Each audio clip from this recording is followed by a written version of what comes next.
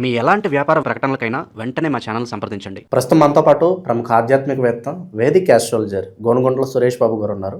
2026లో మేషరాశి వాళ్ళందరికీ కూడా ఏ విధంగా ఉంటుందో గురుగారు మాట్లాడి తెలుసుకుందాం. నమస్కారం గురుగారు. మణికంఠ గారు నమస్కారం అండి. గురుగారు, ఉగాదికి ఇంకాస్త మనకి టైం ఉన్నప్పటికీ కూడా కొత్త సంవత్సరం జనవరి నుంచే మా భవిష్యత్తు ఎలా ఉంటుందో తెలుసుకోవాలని ఎక్సైట్మెంట్ చాలామందికి ఉంటుంది. దాని తగ్గట్టుగానే మనం ఈ సంవత్సర ఫలితాలు చేస్తున్నాం. మేషరాశి వాళ్ళకి ప్రత్యేకంగా జనవరి నుంచి డిసెంబర్ వరకు 2026 ఏ విధంగా ఉండిపోతుంది, ఎలాంటి జాగ్రత్తలు తీసుకోవాలంటారు? మనకి క్యాలెండర్ ఇయర్ జనవరితో స్టార్ట్ అవుతుంది. మన చిన్నప్పటి నుంచి కూడాను అది మన ఆచారం కాకపోయినా కానీ బ్రిటిష్ వాళ్ళ పుణ్యమానో లేదంటే గ్లోబలైజేషన్ కారణంగానో లేదంటే యూనివర్సల్గా మనకు కామన్ లాంగ్వేజ్ ఉండాలి ఉద్దేశంతో ఒక కొత్త సిస్టాన్ని మనం అడాప్ట్ చేసుకున్నాం. సో మనం హిందూయిజంలో సనాతన ధర్మాన్ని ప్రతిదాన్ని పవిత్రంగా చూడాలి. మనం వేరే వాళ్ళని హేట్ చేయము, ద్వేషించము, ఏమీ చేయము. అలానే ఈ సిస్టాన్ని కూడా మనం యాక్సెప్ట్ చేసుకుని కొత్త ఇయర్ వస్తుంది కాబట్టి దీన్ని బేస్ చేసుకుని కూడా కొంచెం మనం రిజల్ట్ చెప్పుకుంటే బాగుంటుంది. అయితే ఉగాది ఫలాలకి అక్కడ చేసే విధానం చాలా డీప్గా ఉంటుంది. మనకి ఏమంటారు, మనకి ఆదాయం ఎంత ఉంది, రాజ్యపూజ్యం ఎంత, అది డిఫరెంట్ ప్యాటర్న్. అది మన సనాతన ధర్మం ఎప్పటి నుంచో ఉన్నది. బట్ ఇదేంటంటే ఓవరాల్గా మేజర్ ఈవెంట్స్ ఎలా ఉంటుంది. సో ఇది మీరు అడిగిన విధంగా 2026కి ఒక విశిష్టత ఉందండి. ఏంటంటే ఈ సంవత్సరంలో ప్రతి ఒక్కరికి నాయకత్వ లక్షణాలు ఉంటాయి, లీడర్షిప్ క్వాలిటీస్ ఎక్కువ ఉంటాయి. తర్వాత రిస్క్ టేకింగ్ ఎబిలిటీస్ చాలా ఎక్కువ ఉంటుంది. సో ఏదో ఒకటి సాధించాలని ఒక తప్పన ప్రతి ఒక్కరికి ఉంటుంది. దాని ద్వారా ఏం చేస్తారంటే ప్రతి ఒక్కరికి కొత్తగా ప్రాజెక్ట్ చేయటం, కొత్తగా జాబ్ చేయటం, ఉన్నతంగా రావాలని ఏదైనా ట్రై చేయటం, అవుట్ ఆఫ్ ది బాక్స్ వాళ్ళు రెగ్యులర్గా చేస్తున్న దాని నుంచి కొంచెం బయటకు ఏదైనా చేయాలని ఒక ఆలోచన ప్రతి ఒక్కరికి ఉంటుందండి. సహజంగా ఇది ఈ సంవత్సరంలో ఉంటుంది. ఏదో ఒక దానికి ట్రై చేస్తూ ఉంటారు, కొంతమంది సక్సెస్ అవుతూ ఉంటారు, కొంతమంది ఆగిపోతూ ఉంటారు, అది డిఫరెంట్ ఇష్యూ. బట్ ఓవరాల్గా ఇయర్ అనేది అలా ఉంటుంది. ఇందులో మనకి భాగంగా చూసుకుంటే మేషరాశి వాళ్ళకి ఎలా ఉందో చూద్దాం. సో మేషరాశి వాళ్ళకి ఎలా ఉంటుందంటే ఒక తటస్థంగా ఉంటుంది. ఏలినాటి శని వల్ల కొంచెం ఇబ్బందులు పడే అవకాశం ఎక్కువగా ఉంటుంది. అయితే సెకండ్ హాఫ్లో కొంచెం ఇబ్బందులు ఎక్కువ పడే అవకాశం ఎక్కువగా ఉంటుంది ఫస్ట్ దాంతో కంపేర్ చేస్తే. బట్ ఓవరాల్గా ఏం చెప్తారంటే ఒక తటస్థంగా ఉండి కొంచెం ఇబ్బందులు పడే అవకాశం ఎక్కువగా ఉంటుంది. ఇందులో మనకి సూపర్గా అయితే ఏముండదు ఖచ్చితంగా, ఎందుకంటే శని ప్రభావంతో ఉన్నారు. అలా అని బాగా దిగాలు పడిపోయే పరిస్థితి కూడా సిచ్యువేషన్స్ అయితే ఏమీ లేదు. No great ups and downs అని మనం అనుకోవచ్చు. ఒక తటస్థంగా వెళ్ళిపోతుంది. కొంచెం శని ప్రభావం వల్ల ఇబ్బందులు పడే అవకాశం ఎక్కువగా ఉంది. అనుకున్న పనుల్లో లేట్గా జరుగుతుంది. మనం డీటెయిల్ కనుక చూసుకుంటే మేషరాశి వాళ్ళకి అశ్విని 1, 2, 3, 4 పాదాలు, భరణి 1, 2, 3, 4 పాదాలు, కృతిక ఫస్ట్ పాదం అంతా ఇందులో ఉంటారు. పేరు బలం కనుక చూసుకుంటే వీళ్ళకి చూ, చే, చో, లా, లీ, లో, ఆ అన్న లక్షణాలు లెటర్స్ అంతా వీళ్ళకి ఇందులో ఉంటాయండి. సో ఇందులో మేషరాశి మనం చూసుకుంటే ఈ హోల్ ఇయర్లో 4 గ్రహాలు మనం జనరల్గా పరిగణలోకి తీసుకుంటామండి. అవి ఏంటంటే గురువు, నెక్స్ట్ శని, రాహుకేతులు, ఇవి మొత్తం మనం పరిగణలోకి తీసుకుంటూ ఉంటాం. ఇందులో ఫస్ట్ గురువు మాత్రం జూన్లో మారుతూ ఉన్నాడు. అంటే మిగతా గ్రహాలు ఏవి మారట్లేదు. అంటే హోల్ ఇయర్ అంతా కాన్స్టెంట్గా స్థిరంగా అక్కడే ఉండి మంచి రిజల్ట్ ఇస్తున్నాయని మనం చెప్పుకోవాలి. సో ఇందులో వీళ్ళకి గమనించుకుంటే శని మనకి సూక్ష్మ గోచారం, లఘు గోచారం అన్న ఒక కాన్సెప్ట్ ప్రకారం చూసుకుంటే శని వీళ్ళకి ఫస్ట్ 6 months అర్ధవిహితం, అంటే ధనాన్ని కోల్పోయే అవకాశాన్ని ఎక్కువ ఇస్తూ ఉన్నారు. కానీ ఖచ్చితంగా జరగదు. ఇది ఒక సూచన, ఒక ఇండికేషన్ అయితే ఖచ్చితంగా ఉంది. ఎందుకంటే విపరీత వేదాన్న ఒక కాన్సెప్ట్ తోటి శని పెట్టవలసిన బాధల నుంచి ఉపశమనం వస్తుంది వీళ్ళకి. అందుకని ఏలినాటి శని నడుస్తూ ఉన్నా చాలామందికి రాసి వాళ్ళు పెద్ద ఎఫెక్ట్ ప్రాబ్లమ్స్ పడలేదు. అయితే వచ్చే 6 months అయితే దాని యొక్క ప్రభావం వీళ్ళ మీద ఎక్కువగా ఉండదు. నెక్స్ట్ 6 months అర్ధవిహితం, ధనం కోల్పోయే అవకాశం ఎక్కువగా ఉంటుంది. మనం చూసుకున్నాం అనుకోండి, శని గురువులు వచ్చేటప్పటికి విపరీత భేద ఉండటంతో అంతగా ఇబ్బంది పెట్టట్లేదు. నేనేం చెప్తున్నా, ఒక తటస్థంగా ఉంటుంది. ఫస్ట్ 6 months నార్మల్గా ఉంటుంది, సహజంగా వెళ్ళిపోవచ్చు. అయితే జూన్ తర్వాత వీళ్ళకి గురువు మారటంతో ఇక్కడ కొంచెం ప్రాబ్లం అవుతుందండి. ఇందులో ఏమవుతుందంటేనండి, శని తీవ్రత తన యొక్క ప్రభావం చాలా తీవ్రంగా ఉండేసి ఇబ్బందులు పడే అవకాశం ఉంటుంది. అలానే వీళ్ళకి రాహు పెట్టే అదృష్టాన్ని, ఆ రాహు తీసుకొచ్చే అదృష్టాన్ని ఆపే విధంగా ఉంది. అలానే కేతు వల్ల కొంచెం ఏమవుతుందంటే పుత్రుడు వల్ల లేదంటే పెద్ద పెద్ద నిర్ణయాలు తీసుకోవడంలో మిస్టేక్లు చేసే అవకాశం ఎక్కువ ఉంది. ఇది మనం ఓవరాల్గా సమరీ కనుక చూసుకుంటే ఎలా ఉందని చెప్పుకోవచ్చు.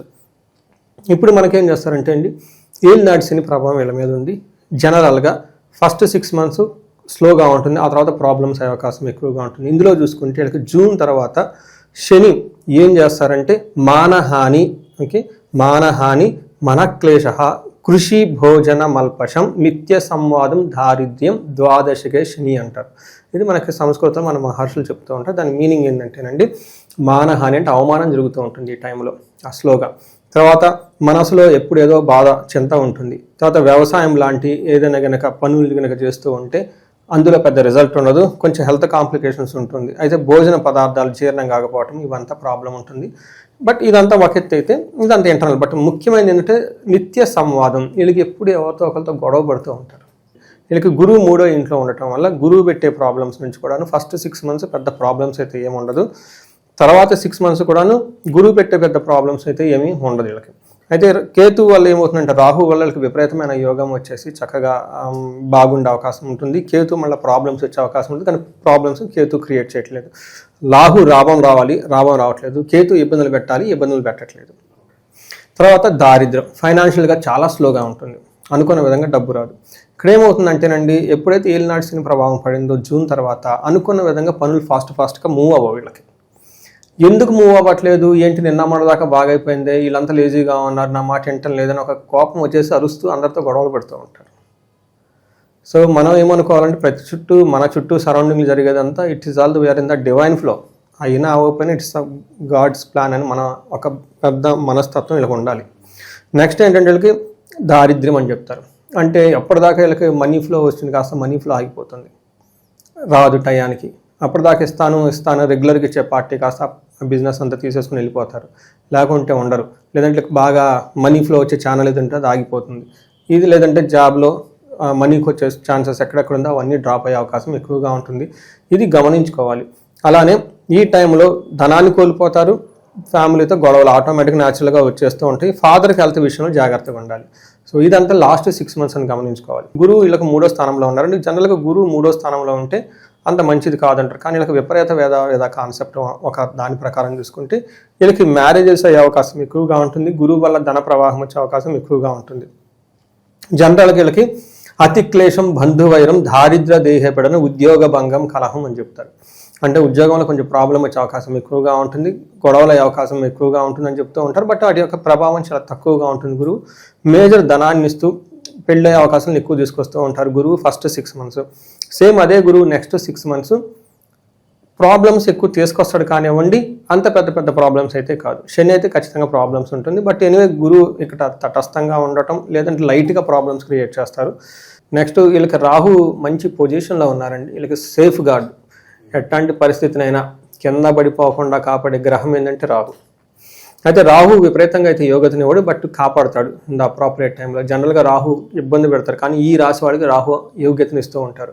ఇందులో మనం చూసుకుంటే వీళ్ళకి మనకి సంస్కృతంలో ఏం చెప్తారంటే గో వాజీ గజ సంఘానం క్షీరాన్నాది సుఖ భోజనం వస్త్రమాల్యాది లాభం చ ఏకాదశి గతే ఫణి అంటారు. అంటే ఈ టైంలో ఏమవుతుందంటే వీళ్ళకి ఇంట్లో పశువుల వల్ల, గుర్రాల వల్ల, ఏనుగుల వల్ల లాభం ఉంటుంది అని చెప్తారు. అంతేకాకుండా పాయసము వంటి సుఖవంతమైన భోజనం, క్షీరాన్నం అంటారు చూడండి, అవన్నీ చక్కగా తింటూ హ్యాపీగా ఉంటారు.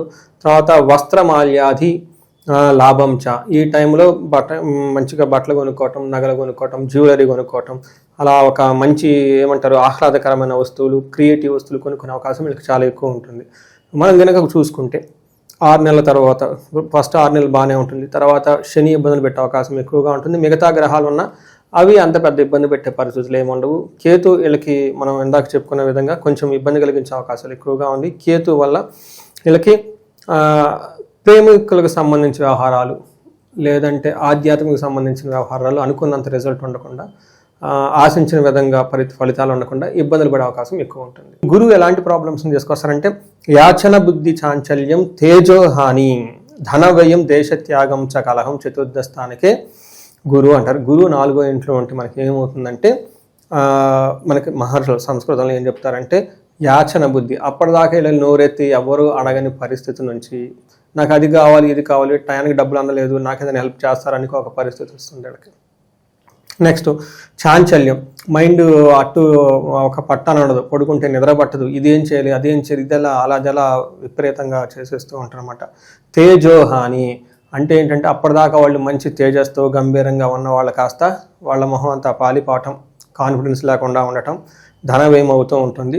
దేశత్యాగం, కలహం, గొడవలు పడవచ్చు. ఇంకొకటి దేశత్యాగం అంటే ఈ టైంలో వాళ్ళ ప్లేస్ వదిలిపెట్టేసి దూర ప్రాంతాలకు వెళ్ళే అవకాశం చాలా చాలా ఎక్కువగా ఉంటుంది. మనకి రామాయణంలో ఏం చెప్తారంటే సీతాదేవి రాముడి వెంట ఓకే అయోధ్య నుంచి వాళ్ళు సన్యాస దీక్ష తీసుకుని 14 సంవత్సరాలు వెళ్తుంటారు కాబట్టి రాముడితో పాటు ఇదే టైంలో వెళ్ళింది అని మనకి శాస్త్రంలో చెప్తూ ఉంటారు. అంటే గురువు 4వ ఇంట్లో రావడంతో చాలామందికి ఆ ఉన్న పొజిషన్ నుంచి లేదంటే ఉన్న జాబ్ నుంచి ట్రాన్స్ఫర్ అవటం, వేరే ప్లేస్కి వెళ్ళటం, దూర ప్రాంతాలకు వెళ్ళటం, లేదంటే కొంతమందికి ఎంఎస్ అవి చేయాలనుకుని అబ్రాడ్ వెళ్ళటం, అక్కడ ఇబ్బందులు పడటం, దూరంగా ఉండటం, ఇది చేసే అవకాశం చాలా ఎక్కువగా ఉంటుంది. శుభకార్యాల గురించి ఖర్చులు ఎక్కువ చేస్తారు. ఇది మనం ఏమనుకోవచ్చు అంటే గురువు తటస్థంగా లేదంటే కొంచెం ఇబ్బందులు పెట్టే అవకాశం ఉంటుంది. సో ఎవరైతే ఈ ప్రేమ వివాహాలు చేసుకుందాం అనుకుంటున్నారో తల్లిదండ్రులు ఒప్పించి వాళ్ళకి కాస్త చేదు అనుభవాలు ఉంటాయి అంటారా? ఇక్కడ వీళ్ళకి మ్యారేజ్ అయ్యే అవకాశం ఒకటి కనిపిస్తుంది ఫస్ట్ గురువు వల్ల. రెండోది కేతు వల్ల ఏమవుతుందంటే కేతు ఈజ్ 5th హౌస్లో ఉండి 5th హౌస్ లవ్, రొమాన్స్, పెళ్లి ప్రపోజల్స్ వీటికి సంబంధించి చెప్తుంటారు. అక్కడ కేతు ఉండటంతో ఆ ప్రేమికులు ఎవరైతే ఉన్నారో వాళ్ళ మధ్య విడిబాటు వచ్చే అవకాశం ఎక్కువగా ఉంటుంది. సో ఒక రకంగా చెప్పాలంటే లవ్ మ్యారేజెస్ ఎవరైతే చేసుకోవాలనుకో వాళ్ళకి అంత అనుకూలంగా లేదు.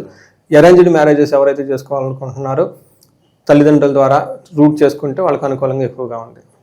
సో కొంతమంది లవ్ ప్రపోజల్స్ బిగినింగ్లోనే ఉంటారు. ఈ టైంలో వాళ్ళకి ప్రపోజల్స్ నో అని మోహటం లేకుండా చెప్పేస్తారు. అమ్మాయి అయితే అబ్బాయి, అబ్బాయి అయితే అమ్మాయి. గురుగారు విశేషంగా మరి తటస్థంగా ఉంది, ఇలాగే కాన్స్టెంట్గా వెళ్తూ ఉండి ఇంకొంచెం మంచి ఫలితాలు కలగాలంటే సంవత్సరం మొత్తం కూడా వీలు చేసుకోవాల్సిన పరిహారాలు ఏంటంటే? సో పరిహారాలు చాలా ఇంపార్టెంట్ అండి. నేను ఎప్పుడు ఏం చెప్తానంటేనండి, ఫ్లోర్ వెట్టగా ఉంది, డ్రైగా ఉంది. మనం ఎప్పుడైతే డ్రైగా ఉన్నప్పుడు ఫ్లోర్ మనం ఫస్ట్ తెలుసుకుంటే జారి కింద పడం. చిన్నప్పుడు ఇంట్లో నడిచేటప్పుడు పిల్లలు టక్కన పడిపోతూ ఉంటారు. ఎందుకంటే నీళ్ళు ఏదో పడుతున్నాడు సరిపోతారు. ఒకవేళ అక్కడ మనకి ఫ్లోర్ వెట్టగా ఉందండి, మనకు బోర్డు పెట్టుకుంటే ఏమవుతుంది, సేఫ్. రెమెడీస్ అనేది నథింగ్ బట్ ముందు అది తెలుసుకోవాలి ఇది ఉంది అని. నెక్స్ట్ దానికి తగిన విధంగా జపాలు చేయటం, హోమాలు చేయటం, దానాలు చేయటం, ఇవి రకరకాలు ఉంటాయి అనమాట. క్షేత్రాలు చేయడం, దర్శనం చేయటం. కొంతమంది నేను ఎవరైనా నమ్మనండి, యోగా మెడిటేషన్ అవి చేయండి. కొంత అదే లేదండి నేను నా ఓన్ ప్రకారం వెళ్తున్నా, అది వాళ్ళ ఓన్ కాన్సిక్వెన్సెస్ వాళ్ళు ఫేస్ చేసుకోవాలి. ఫస్ట్ తెలుసుకోవాలి ఇలా ఉంటుంది అని, అదే సగం రెమెడీ. నెక్స్ట్ బిగ్గెస్ట్ రెమెడీ ఏమిటి అంటే వాళ్ళకి శనికి సంపూర్ణ శాంతి పూజలు చేయించుకోవడం చాలా చాలా ఇంపార్టెంట్. అంటే శనికి జపాలు, దానాలు, తర్పణాలు, హోమాలు ఈ ప్రక్రియ చేయించుకోవాలి. ఇది వాళ్ళు చేయలేరు, ఒక మంచి పండితుల దగ్గరికి, బ్రాహ్మణుల దగ్గరికి వెళ్తే వాళ్ళు చేస్తారు. రెండోది శనికి పాశుపత అభిషేకం అని ఉంటుంది, అది చేయించుకోవాలి. తర్వాత వీళ్ళు ఇదంతా వేరే వాళ్ళు చేస్తారు. బట్ వీళ్ళు ఏం చేయాలంటే శని పిప్పలాద స్తోత్రం చదువుకోవటం, వీళ్ళని ఎక్కువసార్లు శివాలయాలు దర్శించుకొని రుద్రాభిషేకం చేయించుకోవటం. వీటితో పాటు వీళ్ళకి శనికి సంబంధించి శనివారం తైలాభిషేకం చేయించుకోవటం, ఇవి వీళ్ళు చేసుకుంటూ ఉండాలి. బట్ ఓవరాల్గా వీళ్ళకి శని యొక్క ప్రభావం చాలా ఎక్కువగా ఉంది కాబట్టి ఇండివిజువల్గా వాళ్ళకి ఏదైనా కనుక ప్రాబ్లమ్స్ ఫేస్ చేస్తూ ఉంటే మనకి కన్సల్ట్ అయితే ఇండివిజువల్ హారోస్కోప్ చెక్ చేసుకోవచ్చు. వాళ్ళకి ఏ దశ నడుస్తుంది, భుక్తి ఏంటి, అవి ఇంకా ఏమైనా దోషాలు కొన్ని ఉంటాయి, పితృదోషాలు, కాలసర్ప దోషాలు, శాపాలు అవన్నీ ఉంటాయి. అవన్నీ క్రాస్ చెక్ చేసుకొని ఎందుకు వెళ్ళట్లేదు రీజన్ ఫైండ్ అవుట్ చేసి ప్రాపర్గా, అంటే బ్లైండ్గా పూజలు చేసేదానికంటే ఒకసారి సిస్టమేటిక్గా చేసుకుంటూ ఉంటే రిజల్ట్ ఉంటుంది. ఇందులో ముఖ్యంగా వీళ్ళకి ధన ప్రవాహానికి స్వర్ణలక్ష్మి విశేష హోమం చేయించుకోవాలి. దీంతోపాటు వీళ్ళకి అమృత మృత్యుంజయ పాశుపత అభిషేకం హోమం చేయించుకుంటూ ఉండాలి. హెల్త్ కనుక బాగుండాలంటే భార్యాభర్తల మధ్య అన్యోన్యత బాగుండి గొడవ లేకుండా ఉండటానికి వీళ్ళకి అన్యోన్య దాంపత్య పాశుపత అభిషేకం కానీ, హోమం కానీ, లేదంటే విశ్వావసు గంధర్వరాజ మహామంత్ర యోగం, మహాయోమం అని ఉంటుంది. ఇవి చేయించుకుంటే 1,00,000 సార్లు చెప్పము. సీరియస్గా కేసులో కొంతమంది లీగల్ సర్వీస్లు అక్కడ దాకా వెళ్ళిపోయి ఉంటారు, ఇలాంటి వాటిని చేసుకోవచ్చు. కొంతమంది విపరీతంగా బాధలు పడుతూ ఉంటారు, చండీ హోమం, చండీ పారాయణం. ఎనీ ప్రాబ్లం అండి, ఎవరికైనా ఏదైనా ప్రాబ్లం ఉందంటే ఖచ్చితంగా సొల్యూషన్ ఉంది. ఫస్ట్ తెలుసుకోవాలి రైట్ కాస్ట్లో మీకు ఏ ప్రాబ్లం ఉందని, దాని యొక్క రూట్ కాజ్ తెలుసుకుంటే సొల్యూషన్ అనేది, పరిహారం అనేది చాలా ఈజీగా వర్క్ అవుతూ ఉంది కూడా. బ్లైండ్గా చేసేదానికంటే కూడా కొంతమంది నాకు చెప్తుంటే ఏమంటే నేను ఈ సంవత్సరం ఇన్నిసార్లు చదువుతున్నాను, ఆ సంవత్సరం అన్నిసార్లు చెప్తూ ఉన్నాను. దశానాథుడు ఉంటాడండి, ఆ దశానాథుడు ఆయన హ్యాపీగా లేకపోతే ఆయన పెట్టే బాధలు ఆయన పెట్టి వెళ్ళిపోతాడు. నువ్వు చదువుకున్న మంత్రాలు నెక్స్ట్ జన్మలోనే వస్తుంది. ముందు ఇప్పుడు ఈయన హెడ్ కదా, గేట్ కీపర్. పాస్వర్డ్ పెట్టకుండా మీరు ఎన్నిసార్లు తెగ చేసేస్తే ఏమవుతుంది, రైట్ పాస్వర్డ్ పెడితే డనం వస్తుంది కదా. అందుకని ఈ హారోస్కోప్ చెక్ చేయించుకోవడం చాలా ఇంపార్టెంట్ ఈ రాశి వాళ్ళకి. సో ఈ రాశి వాళ్ళకి 2026లో ఒక రకంగా చెప్పాలంటే మోడరేట్గా బాగుందని నేను చెప్తాను. వీళ్ళకి అష్టైశ్వర్యాలు కలగాలి, భోగభాగ్యాలు కలగాలి, ఉన్నతంగా ఉండాలని చెప్పేసి మనం కోరుకుందామండి. హోప్ఫుల్లీ 2026 ఈ రాశి వాళ్ళందరూ కూడా అద్భుతంగా ఉండాలని చెప్పి కోరుకుంటాం. ధన్యవాదాలు. ధన్యవాదాలండి.